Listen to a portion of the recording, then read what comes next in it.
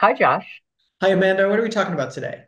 I thought we would talk about unemployment benefits. Question we get asked a lot, specifically one which is, if I'm getting severance from my previous employer, am I still entitled to unemployment benefits?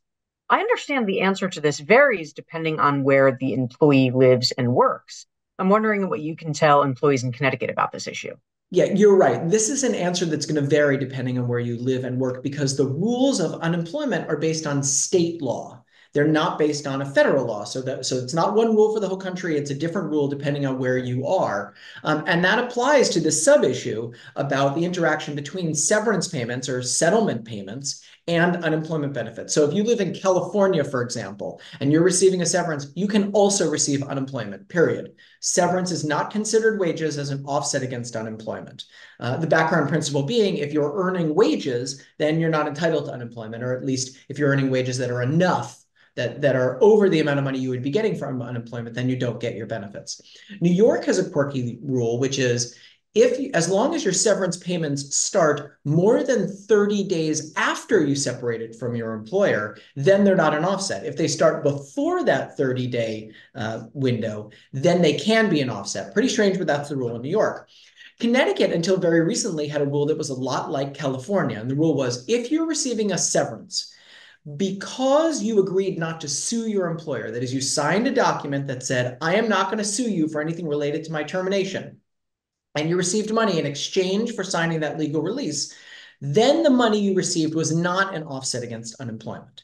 But the rule in Connecticut changed starting January 1st, 2024. Now, if you receive severance pay, it is an offset against unemployment in Connecticut, regardless of whether you had to give up any of your legal rights to sue in order to get it. Now, you might be asking, what if I get a lump sum severance? Does that just disqualify me from unemployment in 1 week? Or is that going to disqualify me from unemployment, period? And the answer we think is that the Connecticut Department of Labor will look at what your wages previously were when you were working with the employer, try to figure out what amount of time the lump sum severance payment is meant to cover, and then you will be disqualified from receiving unemployment benefits for the duration of that severance. You're not disqualified from receiving unemployment benefits, period. It's just that you're not allowed to double collect. This is from a law that was passed a couple of years ago, but it went into effect January 1st, 2024. So that's the answer right now in Connecticut.